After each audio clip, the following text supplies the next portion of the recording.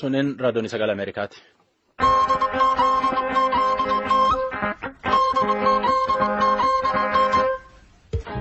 Sagantaa raadiyoon sagalee Ameerikaa wixataa gijimaataa galgalsaa lamaa wadhakka akka sa'aatii 3 meetirabaandii 1922 irratti Waashingtan DC irra sanii dabarsinu kaardhaa maantaan jalqabnaa ansooraalaa keettoo duusanii dubbisaa babaadotti oole.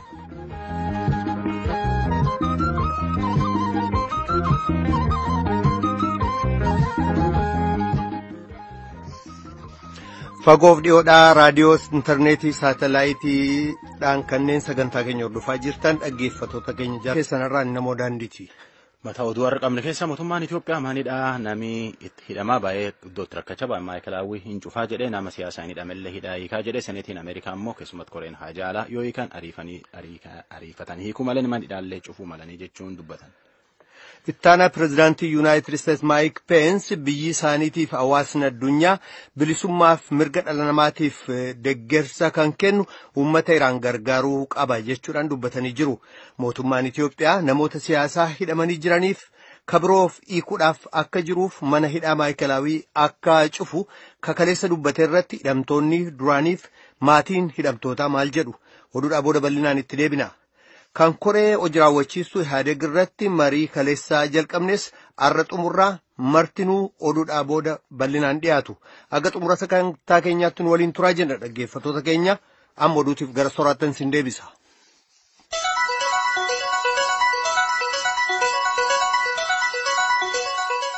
Mootummaan Itoophiyaa mana hidhaa Finfinnee jiru maayikalaawwii cufee warra siyaasaan hidhamellee iniikaa jedheetiin labse. Koreen haajaalaa seneetii Ameerikaa tunin ariitiin ta'uu maltee jechuun kaleebsi baasan. Itti gaafatamaan koree ta'aa jahaalaa seneetii Ameerikaa Ed Royce akkaan jedheetiin ibsi baase. Itoophiyaan nam siyaasaan hidhame qabaachuu siyya mirkaneessiti. Itoophiyaan waan jette maayikalaawwii cuftee namallee iniikaa jette urribseetiin tani tolchuu malte. Itoophiyaan jaala Yuunaayitid Isteetsi ta'uu feetee naga naannoollee waliin eeguu feenaan mirga namisii eeguu maltee jedha. Koreen haajaalaa seneetii Ameerikaa kamis dabre keessaa warri Itoophiyaatti nagaa eeguu nama hiriirba hedduu fixee nama hedduullee seer malee hidhee jechuun dubbachuun isaanii beekama. Caqasuu jirtantu raadiyoon VOA sagantaa afaan Oromooti.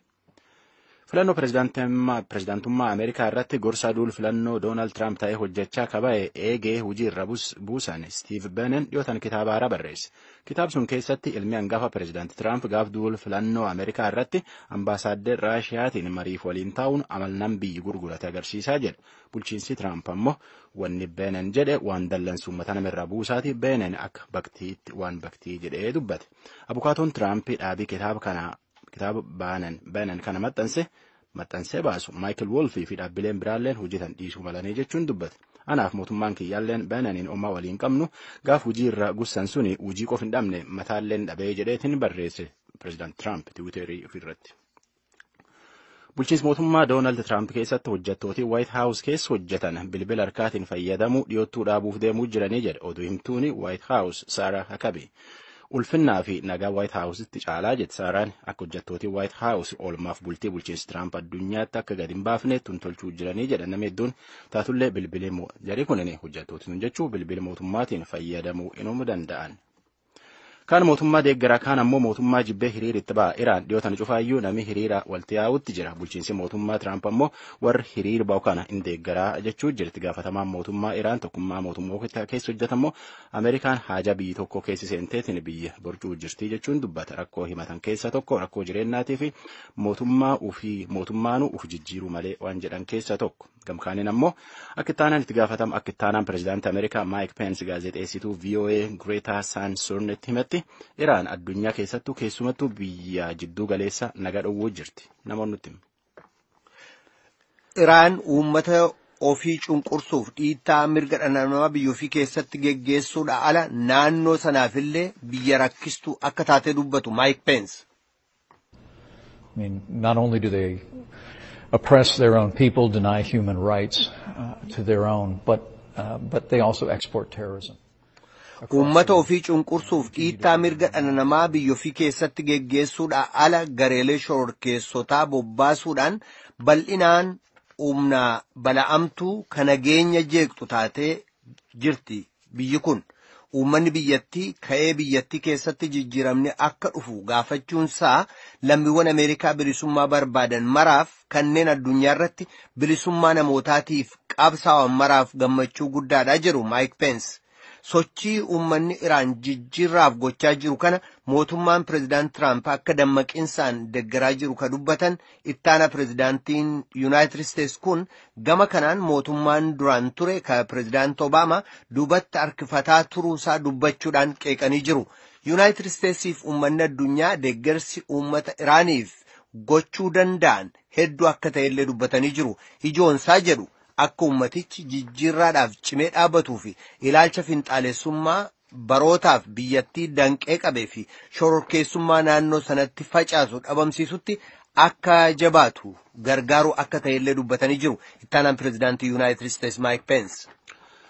Cabbiidhaa mochaa karfaffuu fi bubbeen wal qabatte Ameerikaatti munyuu qonam dhowwuu jirtiyyuu godina Ameerikaa 14tti Ameerikaa gama bahaa qubatan Atlaantik jala qubatanitti rakkoo akkanaa keessa jira. Nam miliyoona akkanaatti rakkoo jajjabduu akkanaa keessa jira. Gara keenya kanatti cabbiin eda cophaa bulteetiin amma laftii adiidhaatii fakkaata. Godina Ameerikaa ammaan tan jenne kanatti cabbiin hagaa seentimeetirii 20 ga'uu fi deemuu jirti. Cabbiin akkana maansa adiitti ragguutti tunin makiinaa fi namallee socho'uu dhorte mucucooftuu dhamiin socho'u. Oduu namaaf fakkaata. Kan dhagaa jirtan as Waashingtan DC irraa ka dabru raadiyoo sagalee Ameerikaa sagantaa afaan Oromooti.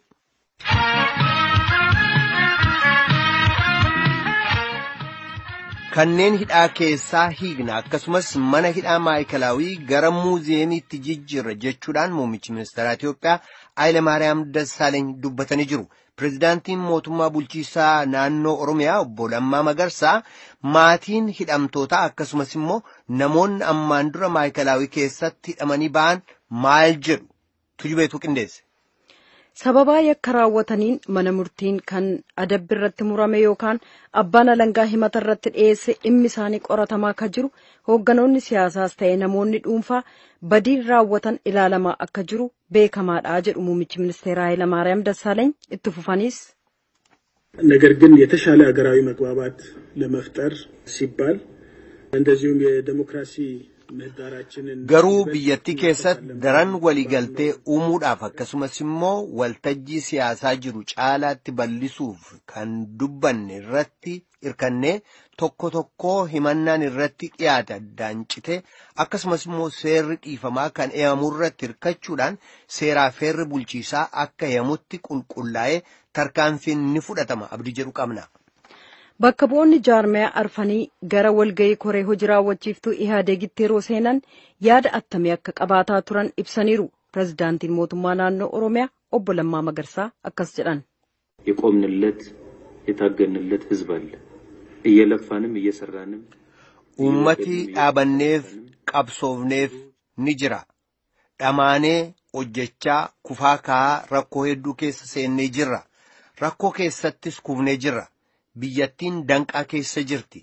Kana qabannee keessumaa akka nama biyyaaf uummata hoogganuuf itti gaafatamni irra jiru tokkootti turre kan gara xiinxala sanaatti kan seenne. Taphiisaafis hin seenne kabajaa nama dhuunfaa aangoon eenyuyyuu boolla haaseenuu biyyaa ol mitii jedhaniiru. Eenyuun keenyayyuu aangoof kabajni keenya biyyaa gadi jennee egereedhaan hoogganuudhaan itti seennee jedhan. Maatii hidhamtootaa keessaas nama dubbisnee jirra.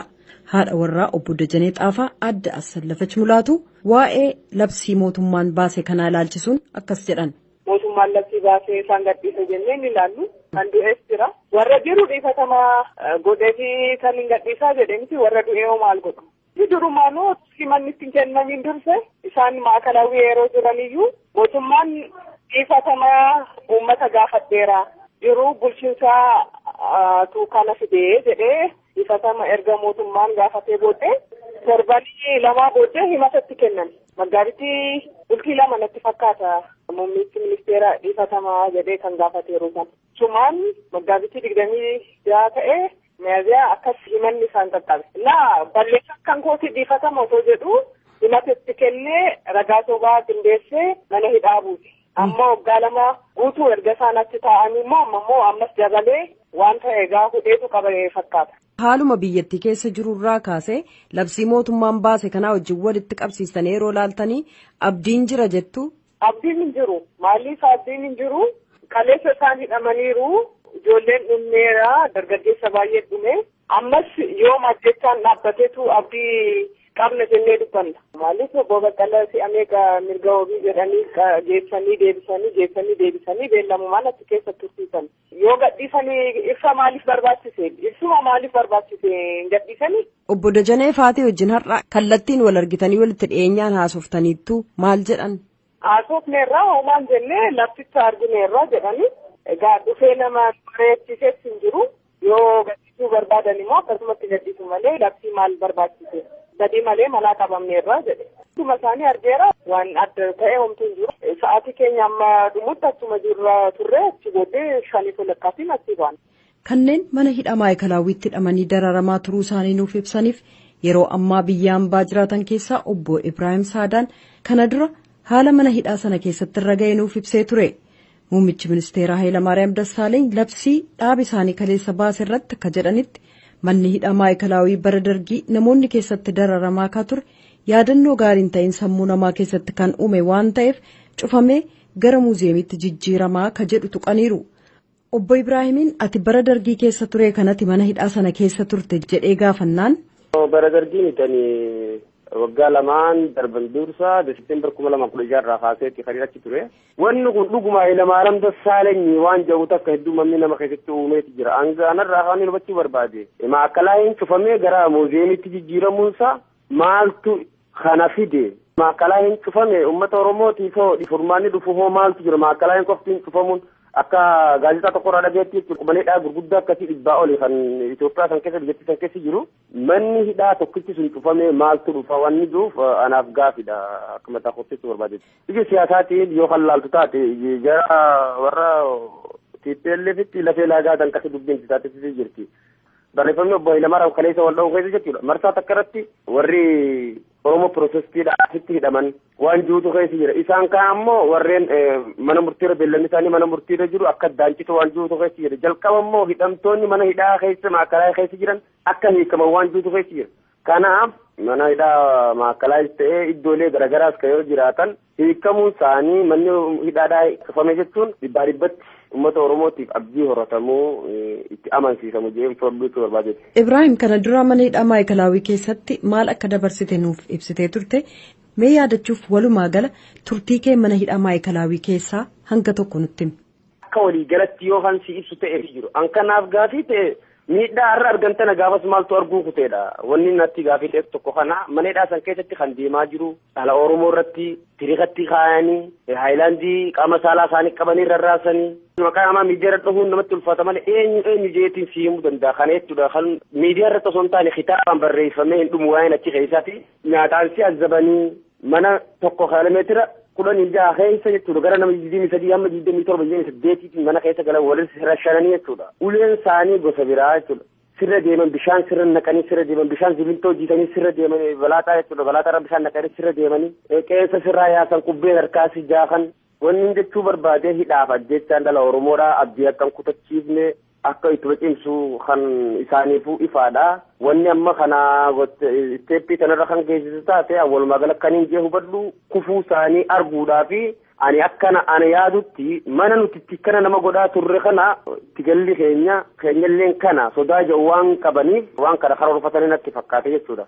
Bahuun isaanii immoo hafan qabu jaalatanis jibbaniis jechuudha mana fincaaniitii fi mana hidhaatti akka hin hafne eenyumtuu beekuudha qabu. Qabsoon uummata Oromoodhaa tun yoo isaan kun bahan taates maakkalaa'een cufamte taates hanga wanni uummanni Oromoo karoorfate barbaade sun galma geessuufitti kan dhaabbatu miti waan jiruun amanaa jechuudha.